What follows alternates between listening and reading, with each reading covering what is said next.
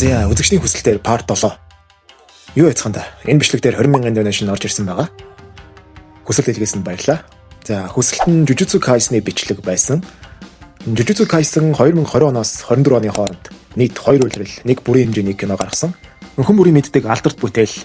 Миний хувьд яг энэ 20 оноос хойш Jujutsu Kaisen болон Kimetsu no Yaiba 2 бол хамгийн дээд түвшинд тогтоож байгаа анимууд гэж хардаг. Mappa болон Ufotable-ийн бүтээлүүд аниме ертөнцид анимашны шинэ босго тавьсан. Тэгэхээр энэ алдартай бүтээлийн юуг нь энэ бичлэг дээр онцолж ярих вэ гэхээр Gojo болон Sukunaгийн аль нь хүчтэйг ярилцсанаа. What? За хотлоо.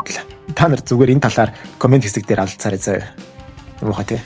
Асар хүчтэй атла тулаан бүр дээрээ нялга тавиулдаг, хөөрхөлтэй, жоохон дутуу үнэлэгдээд байдаг нэгэн дүрийн талаар ярилцъя. Jujutsu Kaisen дээр хамгийн шилдэгүүдийн үнэлгээ болох тусгай зэрэглэлд багтдагч. Алдаатай дүрүүдийн аура фармингийн золиос болж тусгай төвшний хараалуудын бөмбөг болж үзэгчдийн хувьд хошин дүр болж явдаг нэгэн. Мэдээж тэр бол Jogo. Гэхдээ та нар Jogo хүчтэй гэдгийг нэрнээс нь л мэдэж болно. Яагад гэвэл Jogo гэж бичиж байгаа зү. Байрын солих юм бол Gojo болж байгаа байхгүй юу?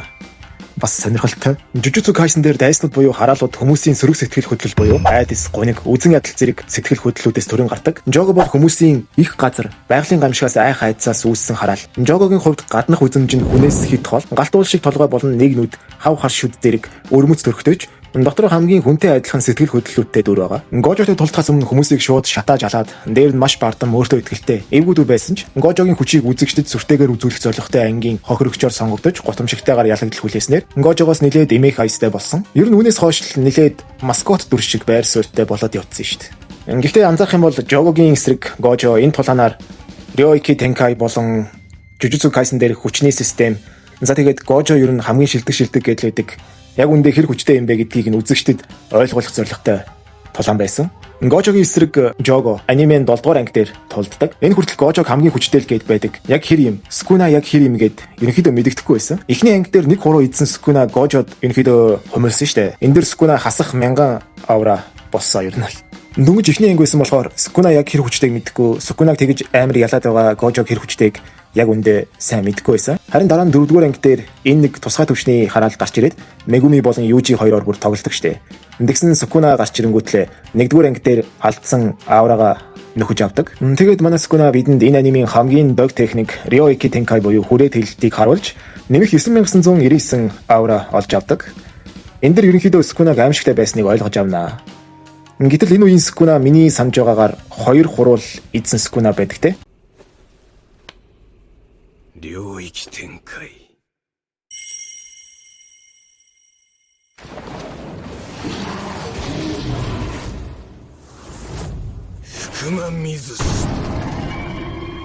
Тэгсэн Kenjaku Jogo Sukunaгийн 8-9 хуруутай тэнцүү хүчтэй гэдэг. Гэхдээ энэ бол хөнгөн тооцоод гэж хэлснийг нь бодоход Jogo бол ерөнхийдөө Sukunaгийн яг тал хурданд хүрэх үз хүчтэй гэсэн үг. Ойролцоогоор 10 хуруул гэж тооцоход болох бах. Гэхдээ энэ бол математикийн өнцгөөс тооцож байгаа хэлбэр. Яагаад гэвэл Makito хэлдэг штэ.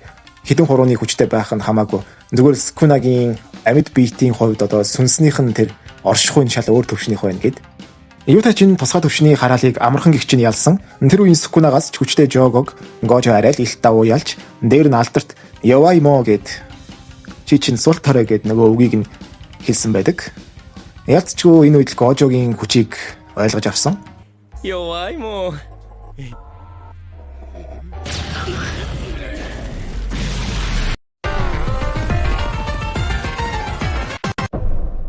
Jogo-гийн хувьд галтуул шиг толгойтойгоо адилхан галын чадвар ашигладаг. Хаанаас ч хамаагүй жижиг галтуул гарган галлах, гарын алганаасаа маш өндөр хэмжээний галт бөмбөг гаргаж галлах зэрэг энгийн чадварууд ашигладагч. Бүх дайралт нь нэг оноход л бүхэл бүтэн уулыг юучгүй болгох хэмжээнд маш хүчтэй дайралтууд байдаг. Мөн толгой дээрх галтуулаас нь халуун магма ялгарч эргэн тойрондоо сүрэл учруулах боломжтой. Асар том галан гар үүсгэж 2 том барилгыг хооронд нь мөргөлдүүлэх зэрэг Jogo-гийн чадвар энгийн хэдийч зохиол дээрх бүх дүрүүд дундаач шилдэгтэй орох үз устгах хүч гаргадгийг бид нар харсан. Худны хувьд ч гэсэн 1-р төвшний шидмэг болох Zenin Naobito, Nanami хоёрч хариу үйлдэл үзүүлж чадхаагүй хурдаар тэднийг шатаадаг. Мөн хамгийн онцлог чадварууд нь гэх юм бол жижиг нисдэг шавжнууд гарган дуу чимээ болон тесрэлтийн 2 дараалсан дайралт үзүүлэх чадамжтай шавжнуудаар дайрдаг. Мөн энэ шавжнуудыг агаарын тулаанд ч гэсэн ашиглах боломжтой. Энэ дээр нь Sukunaгийн эсрэг тулаанд хэрэгэлдэг маш том галын бөмбөлөг үүсгэн солир шиг болгоод унагадаг. Энэ дайралтын устгах хүч аимшигтай. Хэрвээ он чадах юм бол өөртөө ч гэмтэл учруулж чадахыг Sukuna өөрөө хүлээн зөвшөөрдөг. Тэгээд мэдээж Ryoiki Tenkai буюу хүрээ хэлэлт. Tetsu Zanko. Энэ монголоор төмөр уулын авс гэж орчуулж болох юм. Хүрээний доторх дайсныг өндөр хэмээр хайлуулах боломжтой. Галтуулын магма агааргүй орчноор хязгаарлагдах аимшигтай хүрээ хэлэл. Зохиолдор ердөө ганц удаа ашигласан Gojo Satoruгийн үүдээс байсан учраас бидэнд энэ Ryoiki Tenkai тиймч сүртэй санагдаагүй байх. Гэхдээ энэ бол үнэхээр аимшигтай Ryoiki Tenkai. Энд дээр нэмээд Ryoiki Tenkai-ийн доторх бүх дайралтууд заавал ондог штэ. Тэгэхээр Ryoiki Tenkai-я задлсныхаа дараа саяны солирын бөмбөлгөө хэрэглэх юм бол ерөнхийдөө төгс комбо болно гэсэн үг. Jogo-гийн хүч энгийн плюс хүчтэй. Хэдий энгийн чилээ энгийн дээр насар хүчтэй байснаар ерөнхийдөө төвөгтэй чадвартай хүмүүсийн тэр чадварынх нь нууцыг л тайлах юм бол ялахад амархан байдаг штэ. Гэхдээ Jogo бол тийм биш гэсэн үг.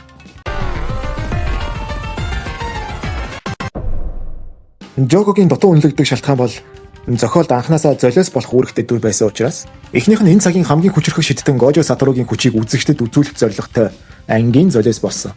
Гэхдээ хамгийн шилдгийн хүчийг үзэгчдэд хүрэхэд өрсөлдөгч нь ч гэсэн хүчтэй байх нь тодорхой гэдгийг санаарай. Харин хоёр дахь нь түүхэнд хамгийн хүчрхэг нэгэн Хараалын хаан Ryomen Sukunaгийн тухайн үеийн хүчийг үзэгчдэд харуулахын төлөөх золиос болсон. Аль тулаанд нэг тийм Jogo-г дэмжмээр санагдтал нөгөөдөл нь нийлүүрхдэг. Гэхдээ Jogo яг тулаан хийсэнд энэ хоёр л гардаг. Хэрэг өөр нэгдүгээр зэрэглийн шидтэн өөр хараалуудтай тулдсан бол Jogo-г ялна гэдэг маш хэцүү. Jujutsu Kaisen-ийн Pen Book номон дээр зохиолч нь нэгэн эсрэг нэгээр Kenjaku-гийн хувьд ч гэсэн Jogo маш хэцүү өрсөлдөгч гэж бичсэн байдаг. Одоо жоохон спойл орж ирэн шүү. Kenjaku Choso болон Tsukumo хоёрын өөдөөс ялд байгуулах үс хүчрхэг байдаг штэ. Тийм Kenjaku-д хүртэл Jogo хүнд өрсөлдөгч гэж үзвэл зохиолын ихэнх дөрүүд Jogo-г ялах нь бараг л боломжгүй гэсэн үг. Мөн Dagoni хүчийг өөрсдийн биеэр мэдэрсэн Nanami болон Naobito, Maki нар Jogo-г хараад Dagonoос чамаагүй хүчтэй юм байна гэж мэдэрдэг. Үүнийхээ дагуу хариу үйлдэл хийж амжилтгүй шатаалгадаг. Dagon, Makito, Hanami, Jogo нар толгойлогчдод ан хүчээр сонгосон бол ялчгүй Jogo толгойлогч болох байсан. Гэхдээ ирээдүйд хамгийн хүчтэй болох боломжтой хамгийн ирээдүйтэйгээд Jogo өөрөө Makitог толгойлогчоор сонгосон. Jogo-гийн хувьд хүмүүсийн хамгийн үнэн худал хуурмаггүй зүйл болох сөрөг сэтгэл хөдлөлөөс төрсэн хараалууд л жинхэнэ хүн гэж үздэгч. Хараалууд дундаа хамгийн хүн шиг хамтрагчтай гэсэн сэтгэлтэй хамгийн олон төрлийн сэтгэл хөдлөл үзүүлдэг дүр. Ер нь л Jogo бол өөрийнхөө ертөнцийн хамгийн хүчтэй хоёр дүртэй аль алинтай тулцсан цор ганц дүр штэ. Үүнээсээ ч болж хүчийг хангалттай харуулах боломж гараагүй. Энд дээр нь Gojo-гоор сул дорой гэж шоолуулж, Yuji-гээс Fuji-san гэж хоч авч, зохиолын туршид толгоогоороо бөмбөг хийлгэснээсээ болоод хүмүүсийн дунд хөгжөөх байр суурьтай дүр болоод хувирчихсан. Гэхдээ Jujutsu Kaisen дээр гардаг олон хүчрхэг дүр дундаа шилдэгүүдийн игнэнд орох нь баталгаатай дүр. Миний хувьд Sukunaгийн эсрэг Jogo тулааны төгсгөл их таалагддаг. Sukuna эцсийн зохилтоо Jogo-гийн бахархал болсон галын хүчээр дуусгахыг Fuga-г ашигладаг. Үнэхээр гал хэсэг. Үүний дараа үнс болтол шатсан Jogo-гийн дотоод бодлын ертөнцид өрнөдөг Hanami-тэй хийх яриан дундуур Sukuna орж ирээд 1000 жилийн өмнөх хүн хараал шиддэн дундаас ч Jogo-г дажгүй хүчтэй байсан гэж хэлээд Hokore, omae wa tsuyoi ингэж хэлдэг их гоё бас кул байсан. Энэ үеийн Jogo-гийн нулимс унгаадаг хэсэг бас гоё. Өөрөө ч гайхаад энэ юу вэ гэж хэлдэг. Ялчгүй хүн шиг байгаа үстэй. Gojo-гоор сул дорой гэж хэлүүлээд Sukunad илт давуу ялагдаад хэдий дахиж төрсөн шал өөр зүйл байхаа мэдээд гонигтай байсан сэтгэлд нь Sukunaгийн үг багхан уран болон аврал өгсөн болохоор тэр байх. Нилээд нуршаад бичлэг маань урт болчих шиг боллоо. Та нарын хувьд Jujutsu Kaisen дээр хамгийн дутуу үнэлэгдсэн дүр хэм бэ? Нэрийг бичээд бас яагаад гэдгийг комент хэсэгт бичээрэй. Үсэлт хэлгээсэн ч гэсэн бичлэгээр ороогүй байгаа хүмүүс санаа зовлтгүй оруулж амжаагүй л байгаа гэсэн үг. Дараагийн бичлэгүүд дээр оруулна. Subscribe дараад хонхоо асаагаарай. Энэ бичлэг маань энд хүрээд дуусж байна. Дараагийн бичлэг хүртэл түр баяртай. Ryoiki Tenkai Muryo Kujo